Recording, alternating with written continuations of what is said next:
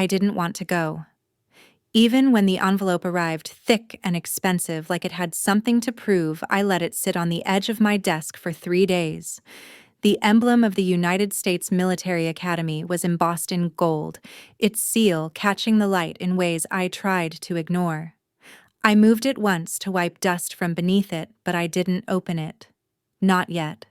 The fourth night, I couldn't sleep. My room, usually a sanctuary of silence, felt too loud. The hum of the ceiling fan, the slow ticking of the wall clock. Even the wind outside seemed to whisper accusations. I got up, made tea I wouldn't drink, and finally, with hands steadier than I expected, I opened it. The 15th annual reunion of Alpha Class United States Military Academy. There was a note at the bottom. We hope to see all our graduates again, those who made us proud, and those who have more to prove. I stared at that sentence for a long time. I wasn't sure if it was a dig, or just my own ghosts reading between the lines. Either way, it worked. I booked my flight the next morning. The academy hadn't changed.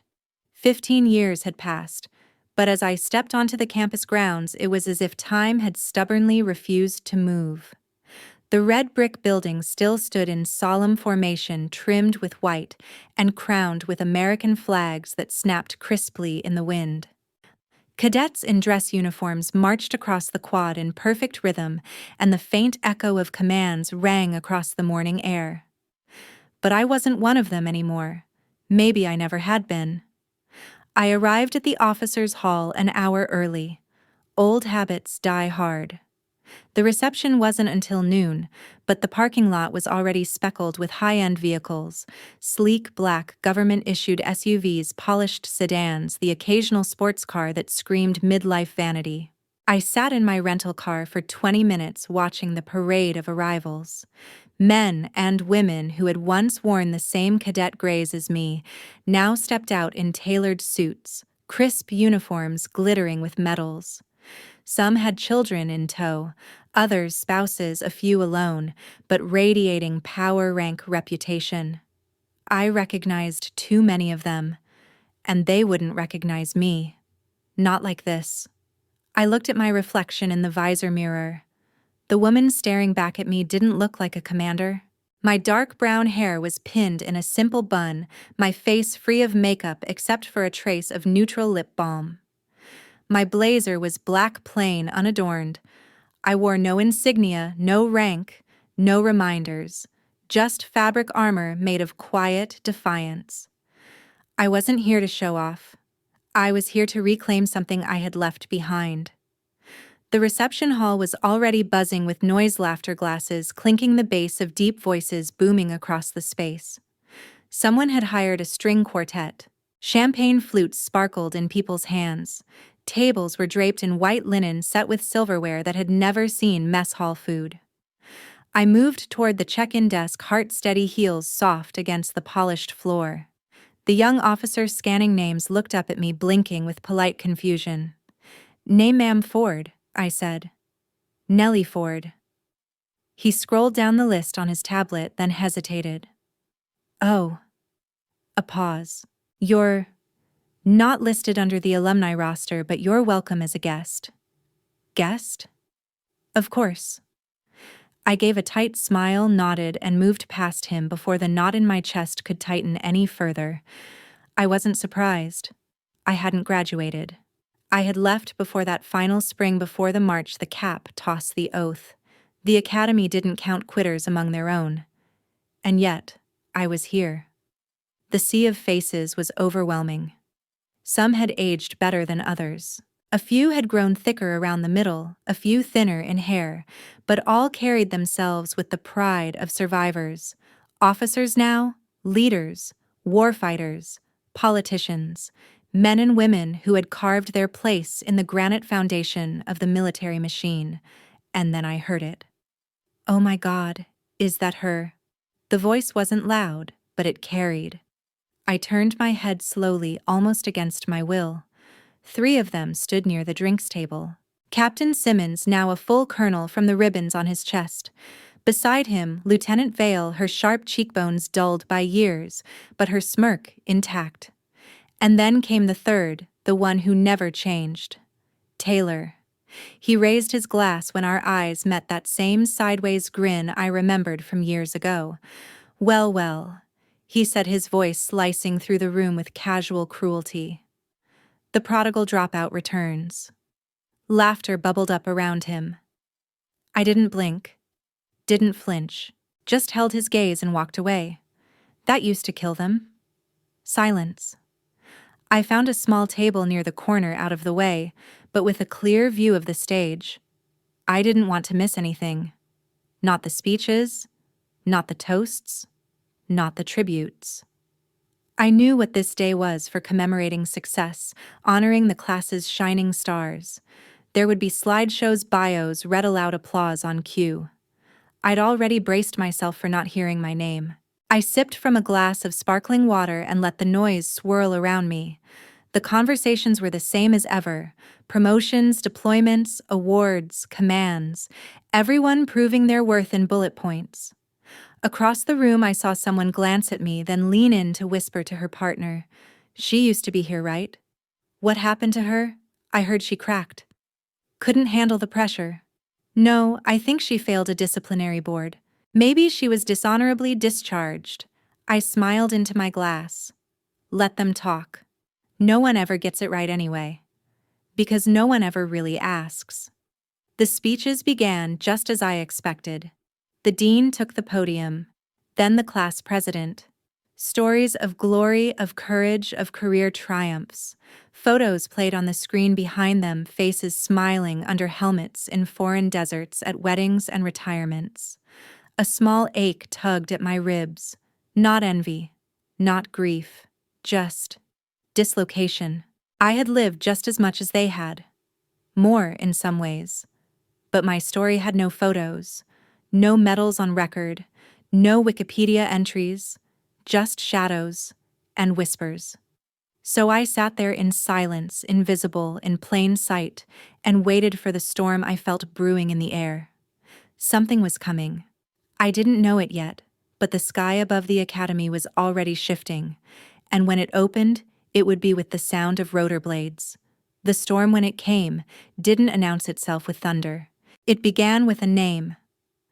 "Colonel Jacob Ames." The announcer called, his voice swelling with pride. "Decorated veteran, 2 tours in Iraq, 3 in Afghanistan, current commander of the 39th Logistics Division." Ames stood from the center table, smoothing down his jacket as the crowd erupted into applause. I remembered him. He had once lost a bet to me over a rope climb challenge, spent an entire weekend cleaning my boots. We hadn't spoken since the day I left. Now he stood in the spotlight, basking in the collective reverence of people who never doubted him. I clapped politely, my hands, slow, deliberate. There was no bitterness, just distance. Each name that followed added to the chorus of legacy. Lieutenant General Michelle Carrington, Brigadier General Ethan Black, Rear Admiral Connor Lee. And then came the voice again. "And, of course, we honor those who walked a different path, whose service took them beyond the public eye, whose courage was quieter, and whose names we may never fully know." A strange hush fell. I tensed. But the announcer simply moved on. Just a symbolic gesture. A vague placeholder for ghosts. I was one of them, I supposed. A ghost at my own reunion. After the formalities ended, people dispersed into smaller circles, breaking off for laughter, war stories, drinks. The band began to play something jazzy, meant to lighten the mood. But the hum in the air hadn't shifted. If anything, it grew thicker. I rose from my chair and stepped out onto the balcony.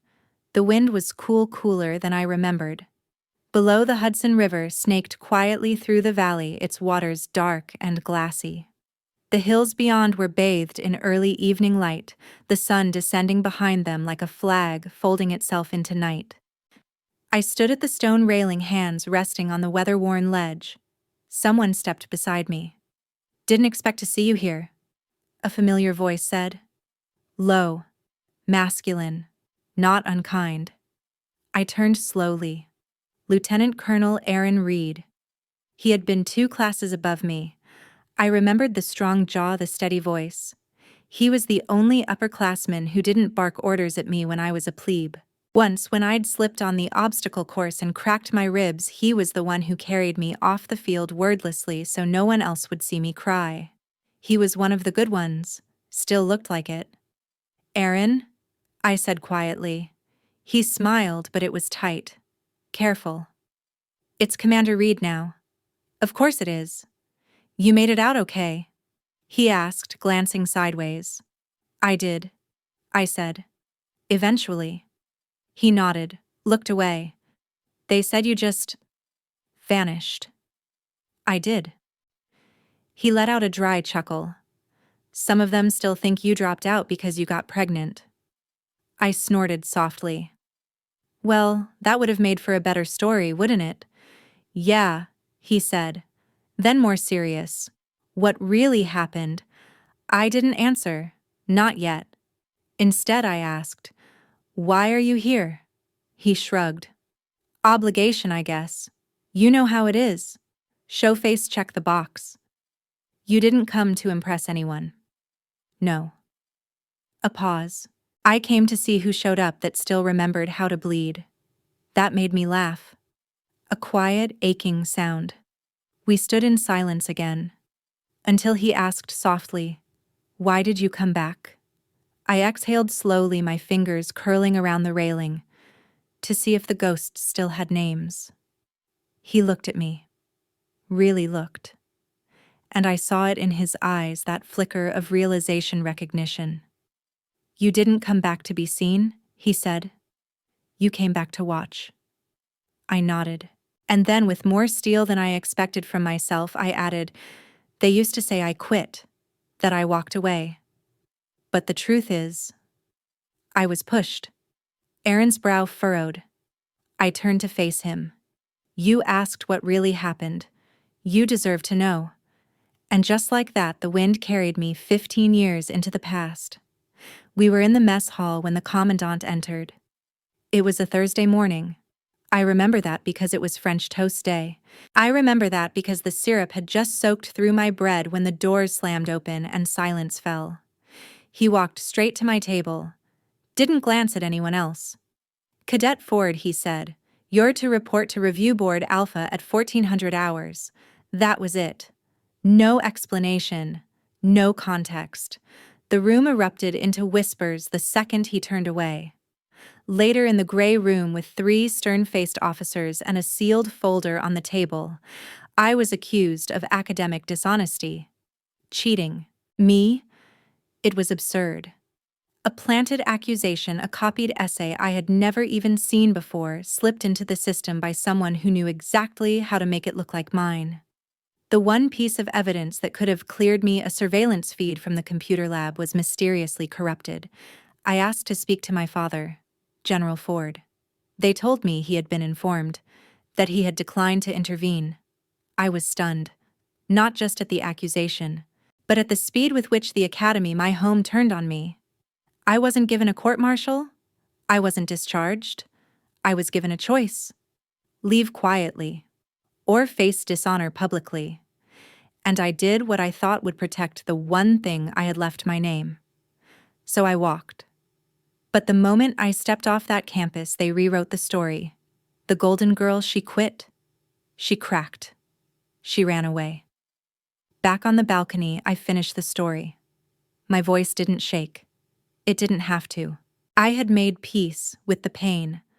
What still burned was the silence that followed. Aaron looked devastated.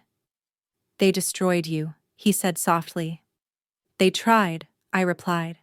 He looked at me for a long moment. "Where did you go?" I smiled. "That's a story for another day." From below, somewhere in the distance, a faint low thrum began to build. He didn't hear it yet, but I did. The storm was coming. The sound started low, so subtle that if you weren't listening for it, you'd miss it entirely. But I wasn't like the others. I was always listening. It grew louder, gradually folding into the atmosphere like a familiar memory clawing its way back into the present. The low, rhythmic hum of blades cutting through sky. I tilted my head slightly, eyes scanning the horizon. The river still looked calm. The hills held their silence. But the air had shifted. The kind of shift you only learn to recognize after enough years in the field. A kind of warning, like the universe holding its breath. I turned to Aaron. Do you hear that? He squinted. Hear what I gave it a few more seconds. The thrum became a pulse, and then I let it go. I didn't need to explain. Not yet. Inside the reception hall, the celebration rolled on. The band played a jazzy rendition of America the Beautiful. Champagne flowed freely now. A second round of toasts had begun, this time from members of the class themselves. Personal tributes, inside jokes, curated nostalgia. I returned to my seat in the back corner unnoticed.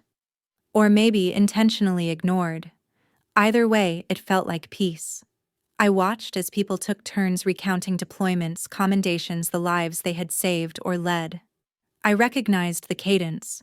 Each speech was a performance, equal parts honor and ego. Then I heard it again. Not the helicopter. Laughter. But it wasn't celebratory. It was directed. Toward me. I looked up. Across the room, a small group had gathered around a standing cocktail table. Taylor stood at the center, a half-finished glass of whiskey dangling between his fingers. His face was flushed with drink and delight. You know, he said loud enough for half the room to hear. I always wondered what happened to the dropout. Figured she married a professor and teaches yoga somewhere in Vermont. More laughter, someone added. Or, she writes poems about resilience now. I stared at him. He didn't notice. Or maybe he did and just didn't care. You remember that last field op we did before she left? Taylor continued, gesturing broadly. She froze. Totally locked up, couldn't get her bearings in the dark. We had to double back just to find her. Almost failed the whole exercise. That wasn't true. Not even close. The silence in that moment had been my doing. I'd paused because I heard something no one else had heard, a second team approaching from the south flank. I was right. The instructors later confirmed it. But no one had wanted to remember that. It didn't fit the narrative. Because they needed me to be weak. To justify what happened next. I rose from my chair slowly, not to confront them, but to breathe. I stepped out through the side door back into the fading light. And there it was. The sky. Cracked open. The first helicopter appeared from beyond the ridge, its nose-down rotors flattening the treetops beneath it. A second followed. Then a third. All of them matte black. No insignia, no markings, military, but not for show. I recognized the model MH6 Little Birds, used only by select units. Agile, quiet, deadly. They didn't appear in public often, and never at class reunions. The noise of the rotors grew louder now, unmistakable. People inside the reception hall began to notice. The music stopped. Conversations broke off. Someone shouted, "What the hell is that?" The crowd moved toward the balcony, the windows, the doors. The helicopters circled once. Then one began to descend, slow, deliberate, toward the manicured field just east of the hall. My field. The one behind the officer's wing. The wind kicked up as it descended, blades stirring dust and flower petals into the air. Chairs toppled. Champagne glasses rattled. I didn't move. From the corner of my eye, I saw Taylor pushing his way toward the front of the crowd, his drink now forgotten.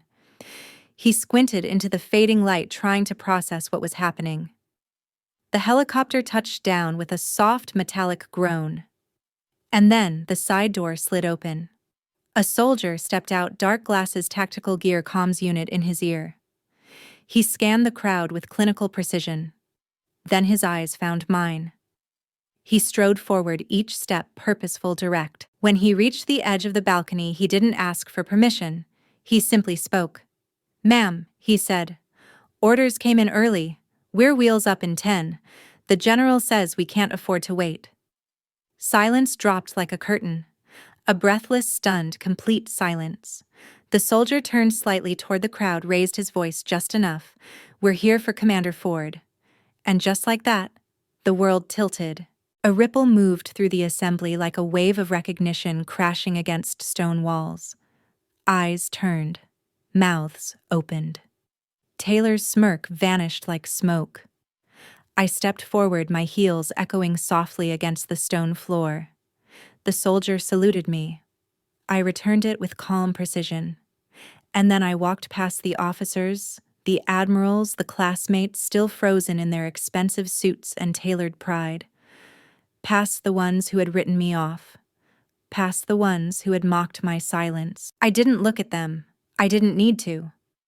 The wind from the rotors whipped at my coat as I reached the aircraft. I climbed aboard without a word.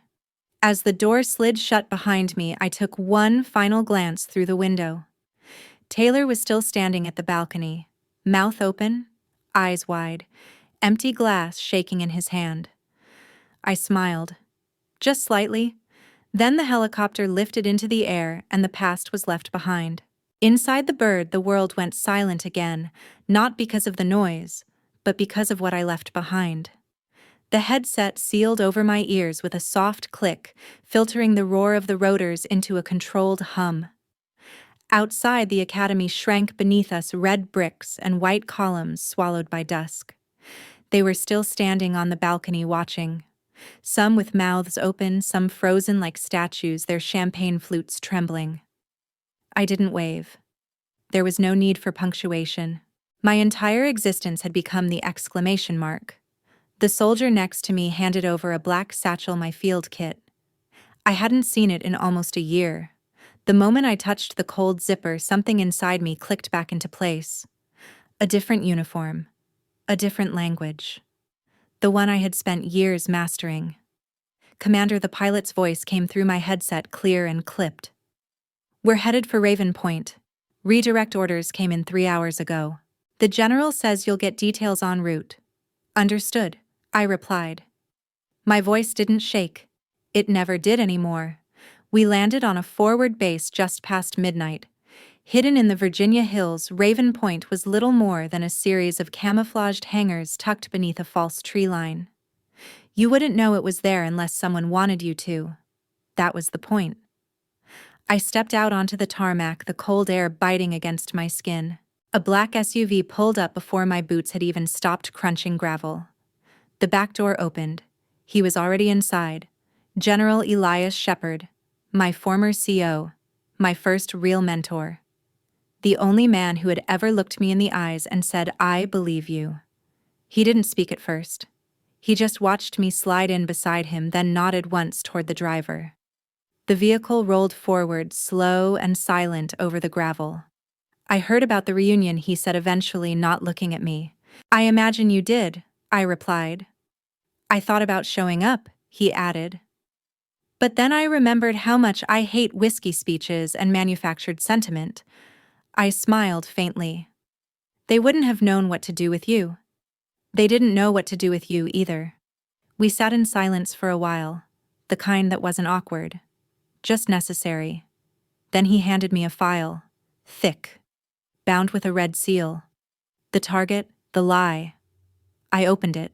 The pages were covered in coded reports, transcriptions, SATCOM logs. A name I hadn't seen in a long time stared back at me from the first page. Colonel Rourke. Once a patriot. Now, something else.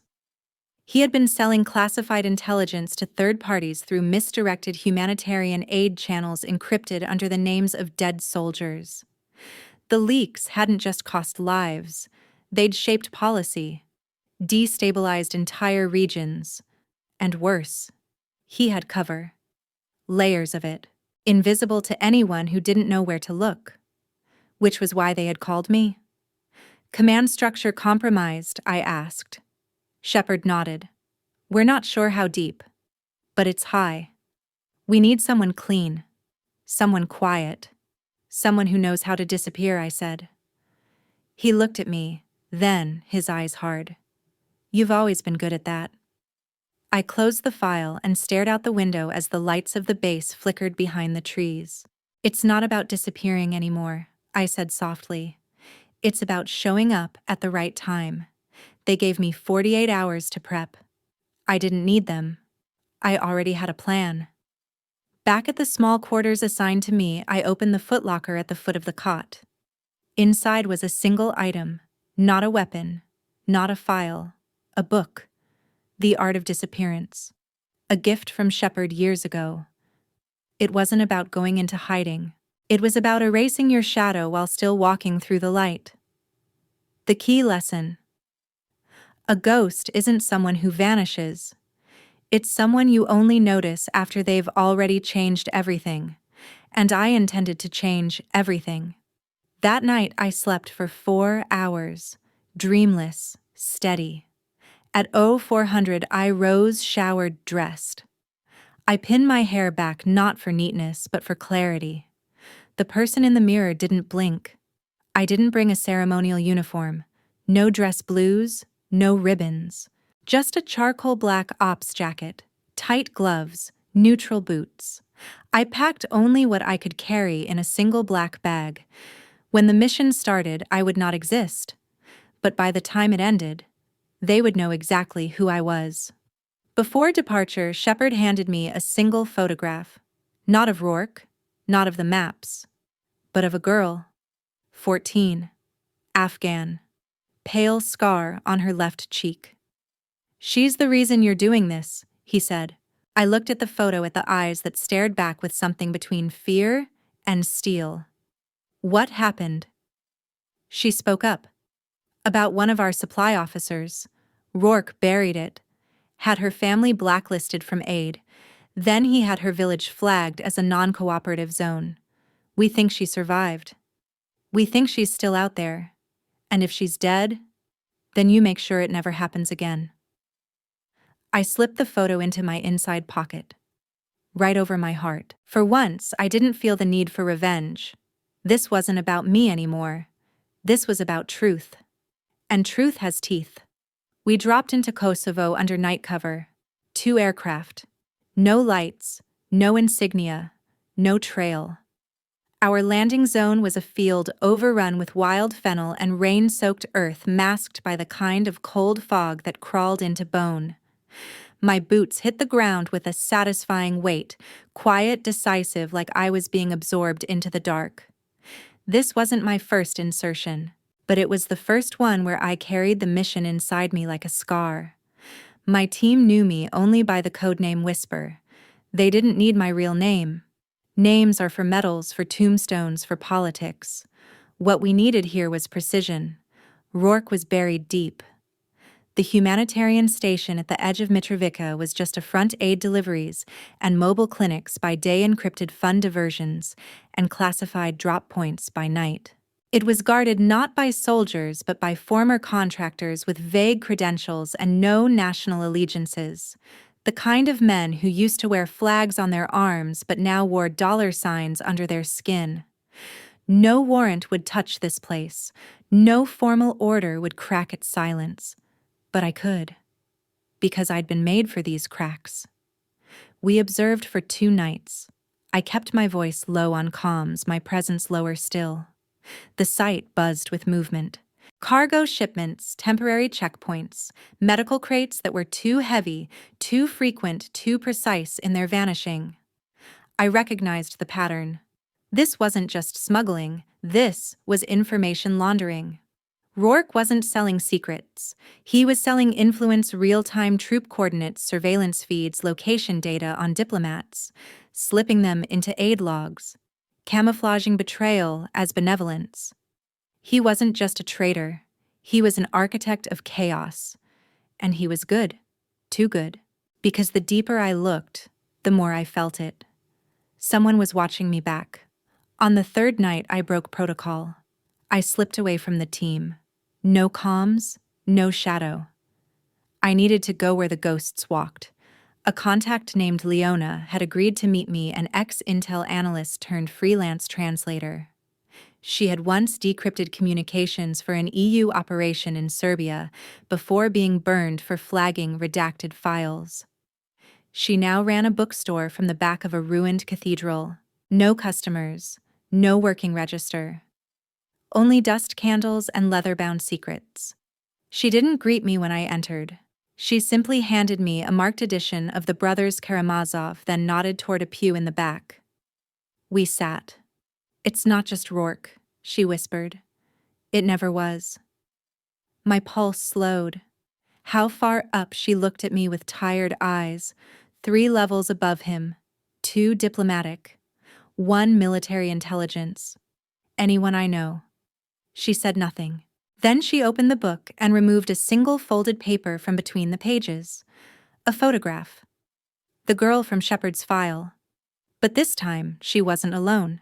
She was standing beside a man in uniform. Rourke. Smiling. Like he was proud of her. "Dated 4 months ago," Leona said. "He kept her alive." "Why?" "Because he's building something. A narrative.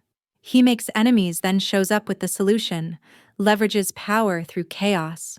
A savior story." My voice was low. "And the girl, she's the leverage. He's turning her into the face of his clean hands. A new symbol." I sat back. It was worse than I thought. He didn't bury the truth. He twisted it into a tool. When I returned to camp, the atmosphere had changed. Vance, my second-in-command, met me outside the tent. "Commander," he said, voice tight. "We had a ping. From Shepard's line." What kind of ping? He handed me a burner phone. 1 message encrypted and masked. Origin unknown. But I recognized the phrasing. I read it twice before speaking. "You're not the only ghost in the field tonight." Vance frowned. "Is that a threat?" "No," I said. "It's a warning." I turned the phone off and dropped it in my pocket. My pulse didn't race. It had learned not to. But my blood knew what that meant. Someone was coming. Someone who used to be like me. Someone who hadn't walked away from the academy because they were pushed, but because they chose to burn the whole thing down. At 0400, I received the final clearance. Operation Spectre was greenlit. My directive was simple. Find Rourke, confirm intel, secure the girl, extract the evidence, erase the illusion. Shepard's voice came through a secure channel as I readied my gear. "No heroes," he said. "No speeches. Get in. Get out. Silence is your weapon." I tied my hair back, checked my sidearm, folded the photo of the girl one more time, and walked into the night. It was time to speak not with words, but with truth. And ghosts speak best when no one expects them to rise. The perimeter went dark just after 0300. We didn't cut the power. That would have drawn attention. We simply rerouted it. Flicked a switch in their security protocol, left the systems running but blind. Cameras still blinked red. Sensors still pulsed. But none of it reached their screens. The illusion of safety is always more dangerous than its absence. We moved like shadows, 2-man pods sweeping through the outer scaffolding of the camp. I had memorized the layout, the mock medical tents, the disguised data banks, the old supply vehicles parked at sharp angles to mimic humanitarian clutter. It was a house of lies built beautifully, and at the center of it, all buried beneath the facade, was Rourke's command post, what the files called Red Echo.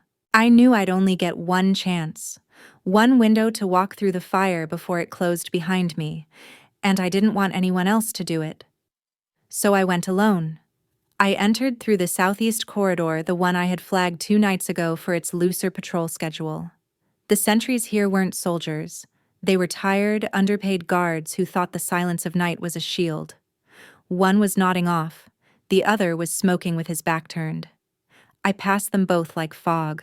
The building wasn't large, but it was layered thick blast doors, retinal scans, coded locks. Shepard's clearance had gotten me a backdoor key. He always knew how to pull the strings just tight enough. I reached the central server room in under 6 minutes.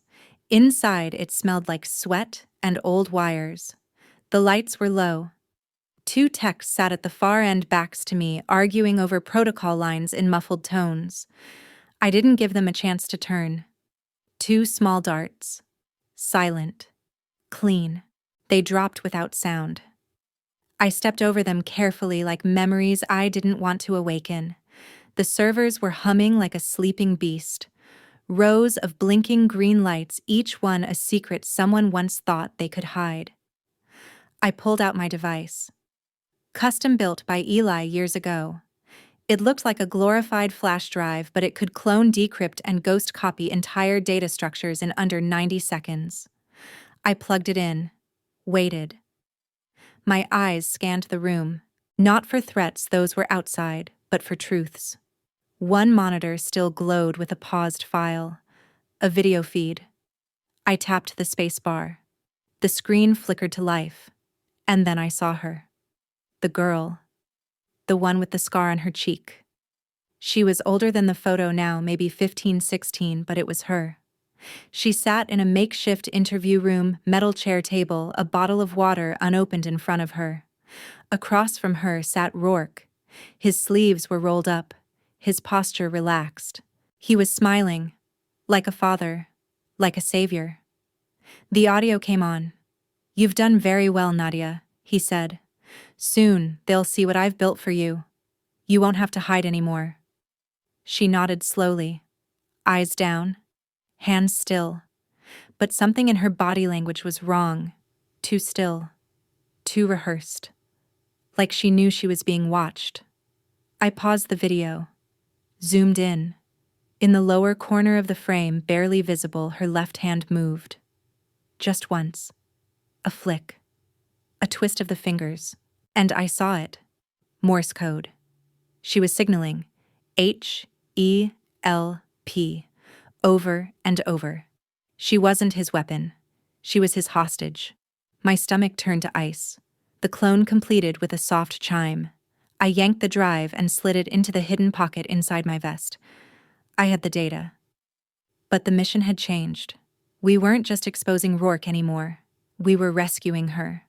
Nadia. I stepped into the hallway and didn't make it 5 feet before everything shattered. Sirens. Screaming lights. The illusion burned down in a blink. They had found the bodies in the server room. Or someone had tripped a silent sensor I'd missed. I cursed under my breath, turned right, and there he was. Rourke. At the end of the hall. Calm. Poised. Like he had been waiting for me. He didn't reach for a weapon. He simply smiled. I was wondering how long it would take. He said. I raised my pistol, 2 fingers steady on the trigger. "Where is she safe?" He said. "For now, I have everything." "I know." We stared at each other for a long second. There was something in his eyes, not fear, not anger, but disappointment. "You were supposed to be smarter," he said. "You could have walked away. You had your little reunion moment. The helicopter, the whispers. You made your point." "I'm not here to make a point," I said. "I'm here to end your lie." His face hardened. "You don't understand the game, Ford. I'm not the enemy. I'm the architect. I built the map. I made peace possible. By using a child," he shrugged. "Everyone's a tool, even you." My finger curled tighter. But then I heard it gunfire close. My team had breached. He glanced over his shoulder. Just for a second, it was enough. I didn't shoot. I ran. I moved through the compound like blood through veins, silent, vital, impossible to stop. 1 floor down, 2 corridors left, and then a steel door. Locked. I dropped to one knee, wired in the bypass. 30 seconds. Gunfire above. Shouting. 20. Footsteps coming down the stairs. 10. The light turned green.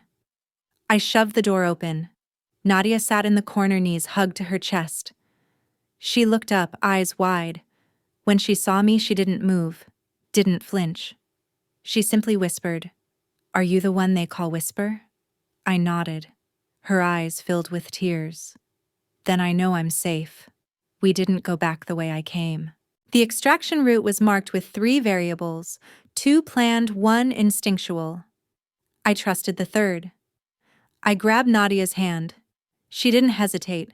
She moved like someone who had rehearsed escape 1,000 times in her head, but never had the key.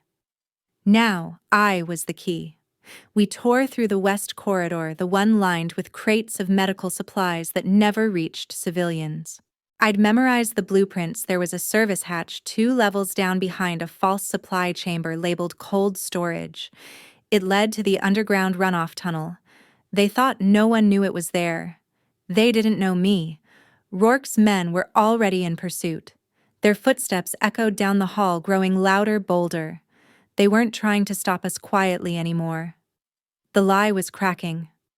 I pressed Nadia against the wall at the stairwell landing, finger to my lips. We waited still as breath until the patrol passed 3 men, weapons drawn, eyes furious.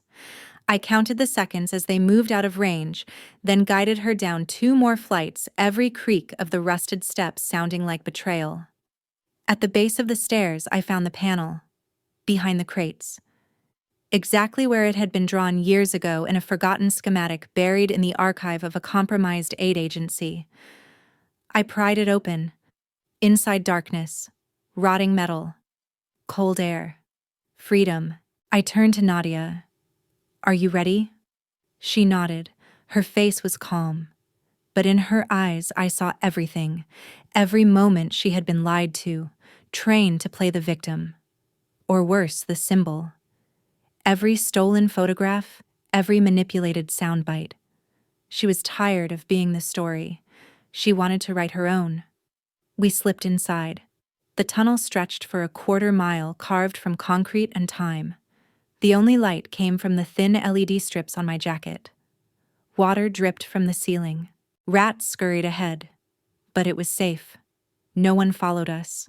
They wouldn't expect a commander to crawl through a sewage bypass to save a girl whose name would never appear in any report.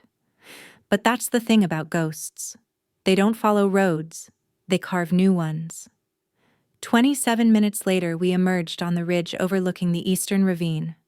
The rendezvous was set for 0500. We had 10 minutes. I signaled. A low-pulse strobe blinked from my beacon, masked to the naked eye, but bright as fire to our drone above. I wrapped Nadia in a thermal foil and sat beside her. She didn't speak for a long time. Then finally, quietly, she asked, "Why me?" I looked at her. Not like an objective, not like a mission, like a mirror. "Because you said help," I said, "and someone needed to listen." Her eyes welled again, but she didn't cry. She was stronger than they knew. Stronger than I'd been at her age. "You're not a victim," I told her. "You're a witness. And you're not going to disappear." She stared at the trees, lips parted. "Will they come after me?" "Yes. But I'm safe. You are now." She leaned her head against my shoulder. And for a moment the world stopped spinning. The chopper appeared on the horizon like a dream, silent, sleek, fast. It moved like it had somewhere more important to be. But at that moment there was no place more important than here. I helped Nadia aboard. Vance greeted us inside, eyes wide, jaw tight. He didn't ask questions. He just nodded once, then handed me the comms line. "Commander," he said. "Shepard's requesting confirmation." I took the headset. "She's secure," I said. There was a pause on the other end. Then Shepard's voice, low and firm. "Then finish it." I knew what he meant. It wasn't enough to escape. We had to dismantle what they'd built, piece by bloody piece. I turned to Vance. "I need a secure line to Raven Point, and the decrypted package." He handed me a tablet. The files were already uploading Rourke's entire network, the falsified aid reports, the child propaganda campaign, the doctored troop intel, all of it. And at the center, his voice, his face, his fingerprints. I composed the transmission, labeled it Red Echo Termination Protocol, and added one line at the top. "A lie this big only survives because no one dares speak. I dare." I hit send. To Shepard, to Command, to military intelligence, to NATO, to anyone with enough power to burn it all down. Then I closed the tablet. and finally breathed. Nadia had fallen asleep. Her hand still gripped the edge of my sleeve, and I let her hold on, because I knew that weight. The fear that if you loosen your fingers for 1 second, the person beside you might vanish like all the others.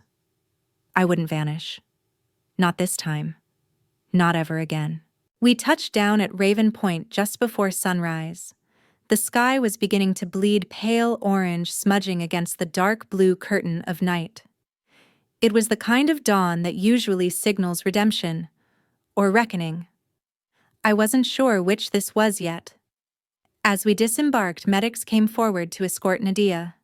She woke as the chopper's blade slowed, blinking against the light, her grip loosening reluctantly from my sleeve. I knelt in front of her and tucked a card into the pocket of her coat. My personal encryption key. If you ever feel unsafe again, I told her you send 1 ping to that address. She looked at me not with gratitude, but with comprehension, and nodded. That was enough. Inside the command center, Shepard was waiting. He stood beside a large screen that glowed with a slowly unfolding map, red nodes blinking out like dying stars. Red Echo has collapsed, he said without preamble. The data package went viral in every corridor that matters. I stepped forward, peeling off my gloves. My fingers still trembled with memory but not regret. Rourke. He looked at me carefully. His convoy was intercepted 20 minutes ago en route to Aviano Air Base. He resisted arrest, was taken into custody. Alive. For now. Who else? Shepard exhaled. 2 senior advisors, 1 ambassador, a communications chief in Brussels, and... His voice faltered for just a second. A colonel on the National Security Council. I felt something inside me twist. The betrayal had climbed higher than I imagined. Or maybe I had always known it was just easier not to believe. Let it burn, I said quietly. Shepard's eyes narrowed. Ford, you understand this will have fallout. Institutional, political. This isn't just exposing a corrupt unit. You've cracked the spine of a very old book. I met his gaze. I know. And you're okay with that?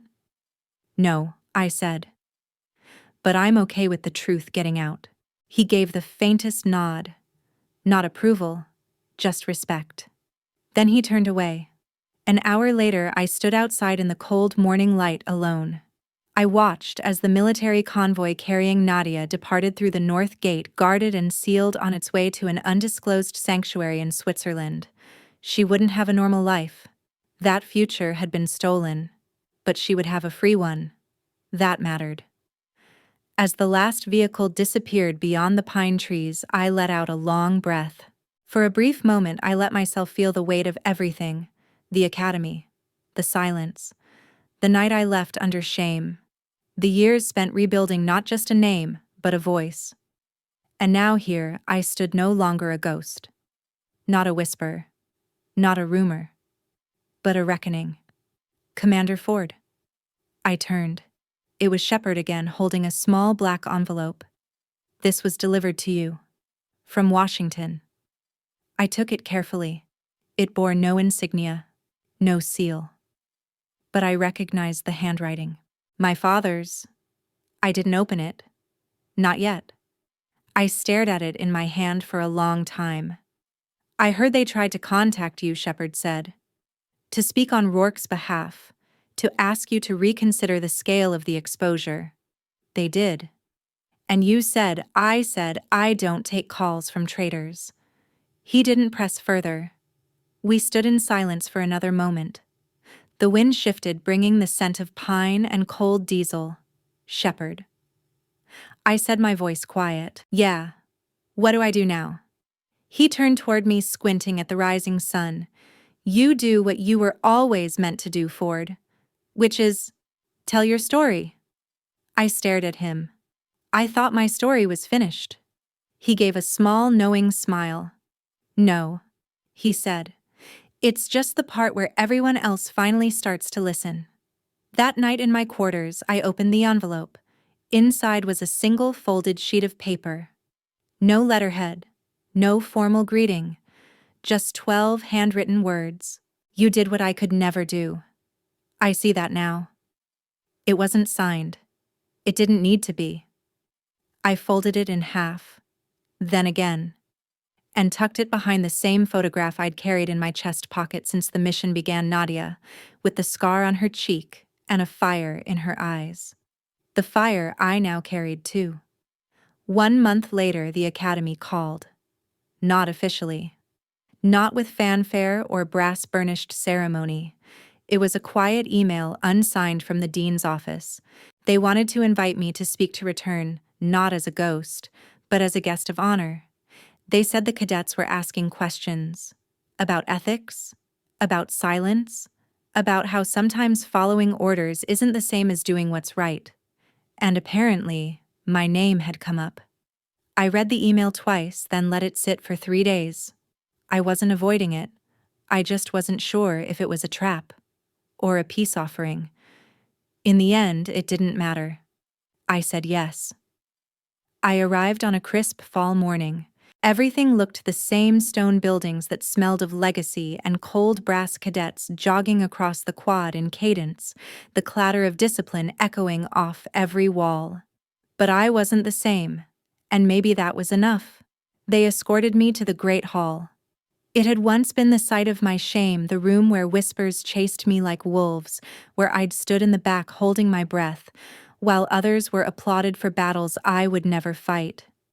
Now I was the one behind the podium. The room was filled with young cadets, uniformed, straight-backed, their eyes sharp, some curious, some skeptical. I let the silence hold for a moment before I spoke. "I'm not here to give you a hero story," I said. "I'm here because I was told I wasn't enough. Because I was erased quietly, efficiently, and because I made the decision to stop asking for a seat at someone else's table and build my own." No one moved, so I kept going. I was told that walking away meant failure. That silence was weakness. That obedience was honor. But I'm here to tell you there are times when the most dangerous thing you can do is obey. A flicker passed through the room. No one interrupted. They called me a quitter. They laughed when I disappeared. They rewrote my story before it was over. But they didn't know I paused just long enough to let the words burn that I was rewriting it too. I scanned their faces, saw reflection, saw disbelief, saw a few young women sitting straighter in their seats, and in that moment I knew why I had returned. Not for closure, but for inheritance. Not the kind you receive, the kind you pass down. After the speech, a young cadet approached me. She couldn't have been older than 20. Her braid was too tight, her shoes too polished, but her eyes held a storm. "Ma'am," she said, trying not to tremble. "Was it worth it?" I looked at her for a long time and said the truest thing I could. "Only if someone like you asks." She nodded, blinked too fast, then straightened and walked away. That evening, as the sun dropped behind the hills and turned the Hudson into a mirror, I stood on the upper balcony alone. The wind smelled like wet stone and memory. Below me, cadets filed into the courtyard for evening assembly. Flags rippled, boots stomped, and then a sound, at first faint, then rising. A low thrum, rhythmic, familiar. I turned my head skyward. A single helicopter approached, but it wasn't for me this time. It was for a cadet being medevaced after a training injury. I watched as the medical team moved with practiced urgency, the aircraft hovering above like a waiting hand. But as it hovered, I saw something else. Across the quad, far off, almost invisible, stood a figure. Older, broad-shouldered, dressed in civilian clothes. He stood with arms folded, watching. My father. He didn't wave, didn't approach, just stood there still as stone until the chopper lifted. Then he turned and walked away. And that was enough. It wasn't an apology, but it was acknowledgement. And sometimes that's all a battlefield ever offers. The next morning, I walked the perimeter of the academy grounds alone, boots crunching against gravel, breath curling into the cold air. I passed the old rifle range, the chapel with the bell that never rang for women like me, and the statue in the main courtyard General Anson cast in bronze, gaze fixed forward, hand resting on a saber. For years I'd thought of him as the gatekeeper of the institution. Now I saw him for what he really was. Just another man frozen in someone else's version of glory. I didn't stay for the weekend banquet. Didn't need to. The people who mattered had already heard my story. The ones who didn't, they never would. But as I packed my things into the trunk of a borrowed government sedan, I noticed something wedged beneath the windshield wiper. A folded piece of notepaper, torn at the edges, written in cadet shorthand. Just 4 words. You rewrote all of us. I stared at it for a long time, then tucked it into my chest pocket right next to my father's letter and the photograph of Nadia. 3 fragments of a life I was told never to be proud of, now stitched into the uniform of the woman I had become. As I drove past the security gate, the guard, barely 20, chewing gum and staring into the middle distance, snapped into a lazy salute. I almost laughed, but instead, I returned it. Because not every salute is about rank. Sometimes it's recognition of what you've endured, of who you had to become to survive, and of the fact that you're still standing. 6 months later, I stood at a podium again. But this time, it wasn't at the academy. It was at a global security summit in The Hague. The topic: ethical leadership in modern conflict.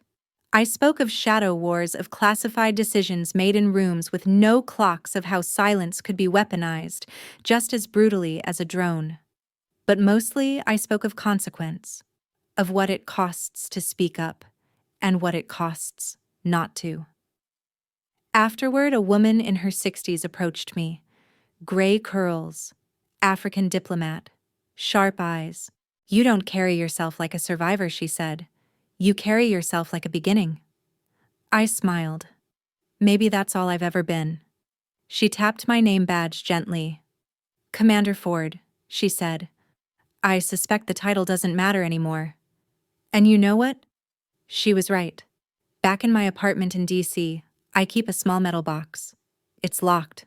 Inside are all the things they tried to take from me. My first academy patch, a piece of the mission map from Raven Point. The flash drive I never let out of my sight, Nadia's handwriting scratched onto a napkin from a safe house in Brno. You don't flinch. And that note beneath the windshield wiper. Some nights when the city goes quiet and the old aches come crawling out, I open the box.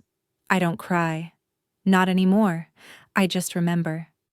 And then I write. Because the next woman who walks into that room who gets called difficult or emotional or not a team player, she deserves a map through the fire. And if I have to be the one to draw it in ash and bone, so be it. I was never a quitter. I just refused to play dead.